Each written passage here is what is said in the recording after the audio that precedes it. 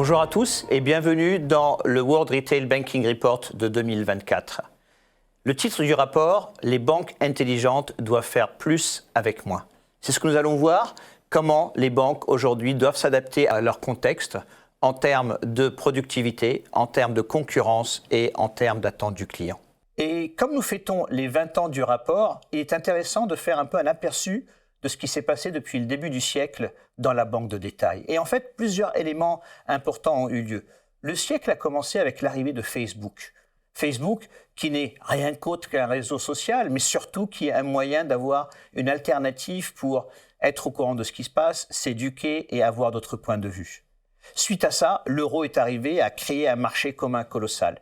Quelques années plus tard, Apple a lancé son iPhone. L'iPhone, qui peut paraître juste un téléphone, en fait, c'est un moyen de sortir complètement du contact direct et de passer à travers son téléphone. Les années ont passé, la grande crise financière de 2008 a eu lieu et à ce moment-là, le régulateur à travers le monde a commencé à être de plus en plus contraignant pour les banques de détail. Et en continuant comme ça, on est arrivé à un élément très important qui s'appelle la PSD2 en France et qui s'appelle à travers le monde la Open Banking. La Open Banking a permis que l'information circule entre l'écosystème des banques et l'écosystème d'un nouvel écosystème qui sont les fintech. Et voilà que les fintech arrivent et modifient la façon de faire de la banque, puisque la banque devient de plus en plus digitale, de plus en plus mobile et de plus en plus personnalisée. Et en poussant comme ça petit à petit, on arrive à ce que nous vivons actuellement, où le Bitcoin est devenu une monnaie alternative, où les banques centrales veulent lancer de plus en plus de monnaies digitales. Le Covid a complètement transformé la façon de faire la relation interpersonnelle et nous arrivons à l'époque de ChatGPT. Sur les 20 dernières années, le World Retail Banking Report a repris chacun des éléments et a indiqué l'évolution de l'industrie.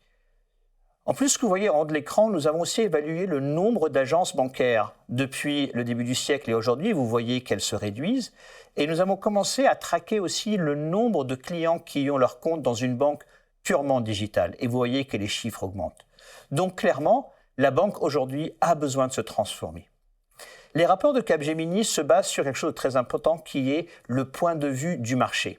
Et quand nous faisons un rapport, nous parlons à 4500 consommateurs à travers le monde, nous parlons à des exécutifs dans l'industrie de la banque de détail, nous parlons aussi à des employés de la banque pour comprendre ce qu'ils sont en train de faire et nous assurons que le secteur tech est pris en compte. Et non seulement nous faisons ça, mais aussi nous invitons des experts du monde entier pour leur donner leur avis de ce qui se passe dans leur marché, que ce soit en France, en Australie, au Brésil, en Angleterre, etc. Et donc, pour résumer un peu la situation du rapport actuellement, l'économie doit être relancée. Et pour cela, il faut savoir engager les clients pour pouvoir les retenir et choisir les bons clients. Il faut aussi utiliser les nouvelles techniques pour pouvoir faire cela. Et pour cela, l'intelligence artificielle est là pour accompagner cette amélioration de l'efficience et de l'expérience client.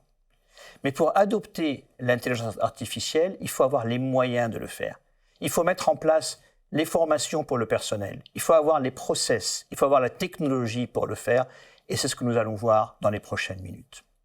Et donc, commençons un peu. Quel est le contexte que nous voyons ? Eh bien, nous sortons de quelques années où tout allait bien pour la banque. La rentabilité des banques fonctionnait bien, tant au niveau financier qu'au niveau engagement, qu'au niveau au quotidien. Néanmoins, les résultats ne sont pas là. La banque, au sens large, en bourse, n'a pas la cote. Et pourquoi cela ? Et en fait, elle n'a pas la cote parce qu'il y a des problèmes fondamentaux dans l'organisation des banques. Il y a 3 grands challenges. Il y a le challenge du client qui veut de plus en plus qu'on l'accompagne de façon personnalisée.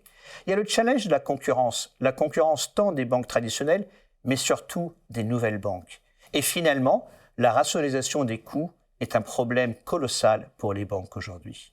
Rentrons un peu dans le détail le challenge du client, le challenge de la concurrence et le challenge des coûts. Parlons un peu des clients. Et en fait, aujourd'hui, les banques ont beaucoup de clients. Mais il est essentiel à un moment donné de commencer à rationaliser la relation. Et si tous les clients sont importants, certains sont plus rentables et plus importants à engager. Et en fait, nous avons identifié 4 catégories de clients. Ceux que vous voyez en haut à droite sont les clients les plus proches de la banque, les plus rentables, les plus fidèles. Et ces banques-là, ces personnes-là ont utilisé la banque comme leur banque principale. Et pour cela, la banque se doit d'être proche de cette relation et de protéger ses clients. Les autres, les bleus, les gris, les rouges, sont des clients qui doivent être identifiés et adapter la technique à chacune d'elles, type de clientèle. Voilà pour comment gérer les clients. Mais d'un autre côté, aujourd'hui, on parle de la concurrence. Et la concurrence, on a commencé à analyser un peu par rapport à les canaux digitaux par rapport aux canaux physiques. Et que voit-on? Il y a de plus en plus d'évolution, logiquement, vers les canaux digitaux de la banque. Est-ce que la banque est prête pour faire ces canaux digitaux? Et en fait, quand on a posé la question aux clients, aux consommateurs, à travers le monde et en France, êtes-vous content des canaux digitaux de la banque? Et en fait, les résultats sont là. La plupart des clients ne sont pas satisfaits, manquent de proximité avec leur banque d'un point de vue digital. Et du coup, aujourd'hui, le plus grand challenge pour la banque au quotidien est de pouvoir être plus proche de ses clients de façon digitale. Et puis on s'est dit, la FinTech est arrivée et la FinTech va disparaître. La FinTech est passée par l'hiver de la FinTech les dernières années puisqu'elles n'arrivaient plus à lever d'argent. Néanmoins, les chiffres montrent que les choses sont en train de s'inverser. Premièrement, en nombre de stocks, en nombre de FinTech, on n'a pas beaucoup perdu. Il y a eu des consolidations, mais de nouvelles sont arrivées. Par contre, ce qui est intéressant, en termes de croissance de clientèle, elle commence à acquérir de plus en plus de clients. Et finalement, en termes de rentabilité, la rentabilité est devenue un sujet majeur pour ces banques digitales. Donc plus de clients, plus de digital et plus de rentabilité. Le challenge des néobanques est un vrai challenge pour les banques. Si en plus de ça, on prend en compte le fait que la rentabilité d'une banque est challengée par l'évolution des taux d'intérêt, qu'est-ce qu'on constate? Eh bien, les banques à travers le monde sont en train de rationaliser. De rationaliser les agences, de rationaliser le personnel et de rationaliser leur présence globale. Plusieurs banques ont quitté la France récemment dans cette approche et plusieurs entités ont vendu leurs banques. Et donc, clairement, aujourd'hui, tant au niveau du consommateur qu'au niveau de la concurrence, qu'au niveau des coûts même de la banque aujourd'hui au quotidien a ce challenge. Et quel est le moyen que nous avons pour pouvoir affronter ces trois challenges? Eh bien, en fait, il faut pouvoir avoir des coûts plus faibles, avoir une productivité meilleure et avoir une digitalisation de plus en plus pointue. Et en fait, l'intelligence artificielle, à travers ces différents éléments, peut aider dans cette approche. Du coup, maintenant qu'on a établi un peu la situation, rentrons plus dans comment l'intelligence artificielle peut aider l'efficience opérationnelle et l'amélioration de l'expérience client.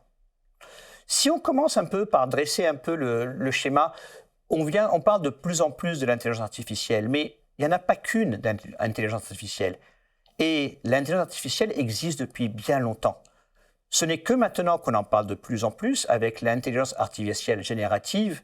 Pourquoi? Parce que celle-ci a maintenant démocratisé l'accès à l'intelligence artificielle et nous permet d'avoir des contacts beaucoup plus simples et une interaction beaucoup plus didactique. Et du coup, clairement, il y aura une opportunité de l'amélioration de l'efficience et de l'adoption de l'intelligence artificielle.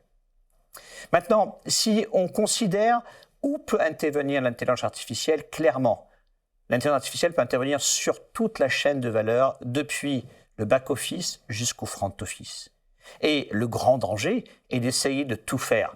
Or, il est important de choisir ses batailles, surtout dans cette phase de lancement ou de démarrage de l'adoption de l'intelligence artificielle générative à l'échelle.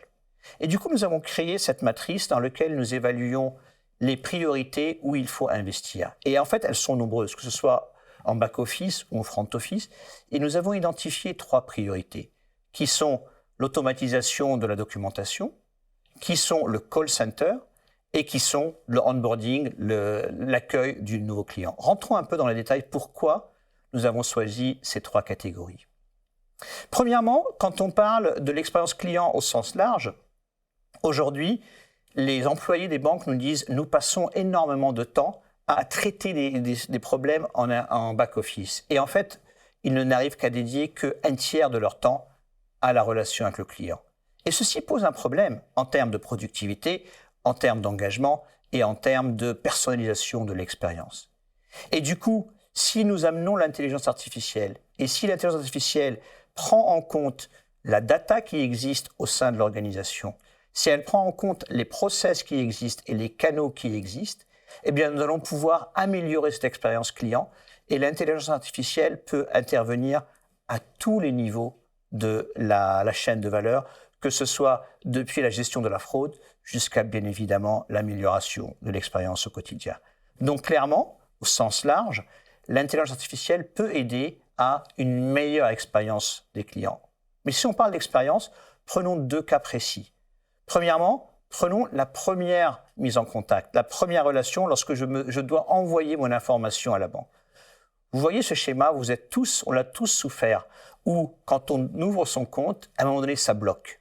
Et à un moment donné, il faut commencer à envoyer de l'information et on rentre dans ce cycle infernal d'envoyer de plus en plus d'informations. Et en faisant ça, quelle est la conséquence? Une conséquence de temps, une conséquence de coût et une conséquence de perception de l'engagement. Et en fait, compte, les responsables dans les agences ont très peu de temps pour interagir avec le client. Et donc, voilà un grand challenge que l'intelligence artificielle peut essayer d'améliorer. Comment cela? Eh bien, en ayant un moyen d'évaluer la qualité des documents qui sont envoyés, on peut automatiquement créer une meilleure relation et automatiquement pouvoir améliorer et alimenter l'onboarding de façon beaucoup plus rapide.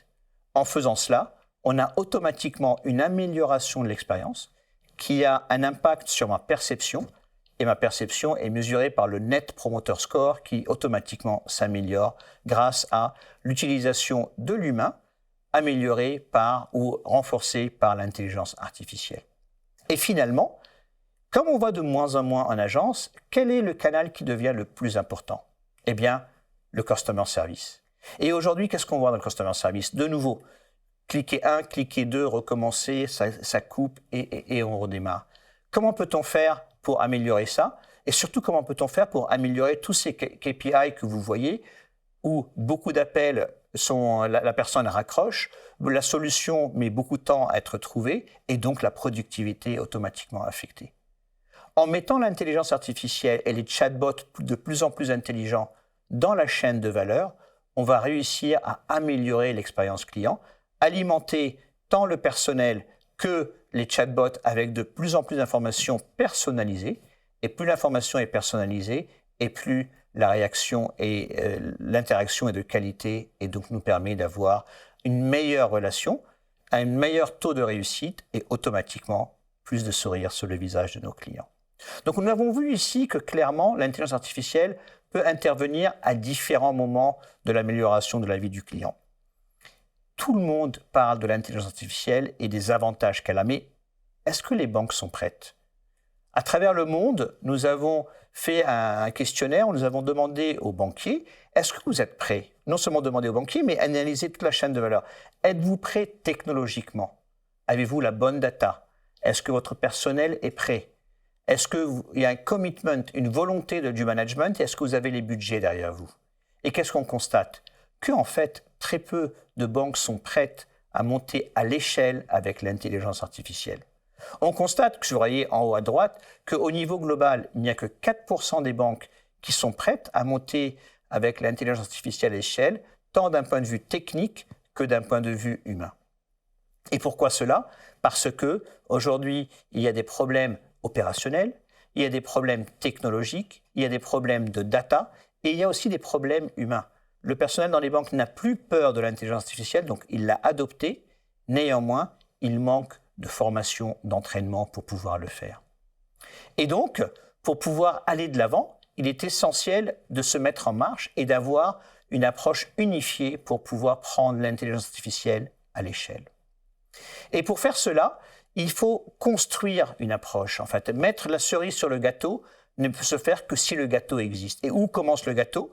Eh bien, le gâteau commence à avoir un environnement de cloud, avoir accès à la bonne donnée et pouvoir commencer petit à petit à alimenter les programmes et pouvoir éduquer la machine à pouvoir réagir. Un des problèmes élevés dans les banques, c'est la qualité de la data. Ce n'est que si nous avons de la qualité de la data importante que nous pouvons éduquer les systèmes pour pouvoir bien répondre.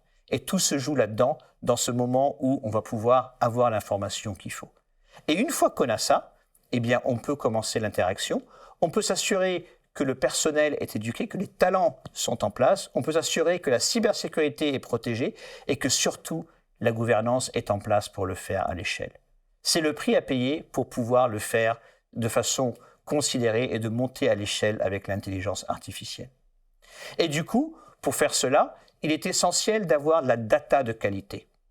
Ça fait des années que vous entendez parler de « il est essentiel de regrouper la data ».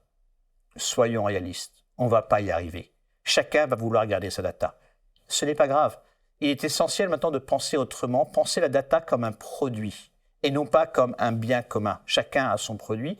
Et penser un peu à la data comme les États fédéraux de la data. Pour donner un exemple, aux États-Unis, c'est un pays fédéral. Tous les États ont leurs lois spécifiques. C'est comme si chacun de ces blocs était une catégorie de data ou un État, mais tous parlent la même langue, utilisent la même monnaie, conduisent de la même façon et ont les critères. Et donc c'est une approche de gouvernance fédérative. Telle façon que lorsque chacun de nous a besoin d'accéder à la data, eh bien, elle se fait de façon facile. Il est essentiel d'avoir de la data en quantité et en qualité pour pouvoir faire de l'intelligence artificielle à l'échelle. Deuxième point important, pour pouvoir monter à l'échelle, il faut avoir les outils pour le faire. Et en fait, les outils, c'est les fameux LLM. Mais les LLM coûtent cher, sont lents et ont besoin de le faire de façon progressive. Donc, n'investissez pas, ne surinvestissez pas trop tôt. Commencez par une première étape d'acheter des plateformes qui existent pour adapter, pour comprendre, pour commencer à découvrir les solutions et faites des MVP, des Minimal Viable Products pour commencer à lancer le programme. Ce n'est qu'après que vous allez pouvoir commencer à utiliser des partenariats puisque votre personnel, vos outils, votre data commencent à être en phase et donc commencer à faire des partenariats et commencer à augmenter la personnalisation. Et finalement, si vous êtes au point, il est temps, après ça, de commencer à investir de façon massive en construisant vos propres LLM. Mais allez-y progressivement. Il faut commencer petit pour pouvoir arriver au bout. Et finalement, il est essentiel, lorsque nous faisons des programmes avec l'intelligence artificielle, de se donner les moyens d'évaluer de quoi il s'agit. Et nous avons un problème que nous sommes en train de constater, c'est cette erreur silencieuse qui est en train d'avoir lieu, ou le failure, silent failure, où les échecs sont passés sous le tapis. Il est essentiel de se doter d'une gouvernance, d'un observatoire pour évaluer l'évolution de l'intelligence artificielle, choisir les bons pilotes, évaluer les bons indicateurs de performance, éliminer ceux qui ne l'ont pas fait et garder les autres. Et pour faire cela, il faut, pour pouvoir construire cette expérience complètement dans l'intelligence artificielle, et pour résumer, il est essentiel d'avoir un environnement de cloud, il est essentiel d'avoir la bonne data, il est essentiel d'avoir aussi les piliers, à savoir vos talents qui soient préparés, à savoir l'observatoire de l'intelligence artificielle, à savoir la partie gouvernance et la protection, et avec tout ça, vous créez le cœur du réacteur. Et si vous avez la bonne base, si vous avez les bons piliers, vous pouvez maintenant construire l'intelligence artificielle à l'échelle et avec ça, l'utiliser sur tout le long de l'expérience client. Et en conclusion, pour résumer notre rapport, aujourd'hui, pour maintenir l'évolution de la banque et la rentabilité de la banque et le bon engagement client, il est essentiel de bien connaître ses clients et savoir ce qui est important pour chacun d'eux. Il est essentiel d'avoir les outils pour pouvoir travailler sur l'efficience opérationnelle, mais aussi sur l'expérience client. Et finalement, il est important d'avoir les outils pour pouvoir aller de l'avant et pouvoir considérer une innovation à l'échelle et une utilisation de l'intelligence artificielle à l'échelle. Les banques intelligentes doivent faire plus avec moins. Plus, pourquoi ? Parce que le consommateur demande de plus en plus. Le consommateur a besoin d'une expérience parfaite, a besoin d'une expérience personnalisée, a besoin d'une expérience digitale et physique. Et moins, parce que la banque a des coûts élevés, donc elle doit rationaliser ses coûts. Elle rationalise ses coûts aussi en réduisant ses agences. Elle a des talents qu'il faut qu'elle développe. Et donc tout cela fait qu'elle a de moins en moins de moyens qu'elle doit pour faire de plus en plus. Voilà. Merci pour votre temps, en espérant que vous avez appris avec nous pour le World Retail Banking Report 2024.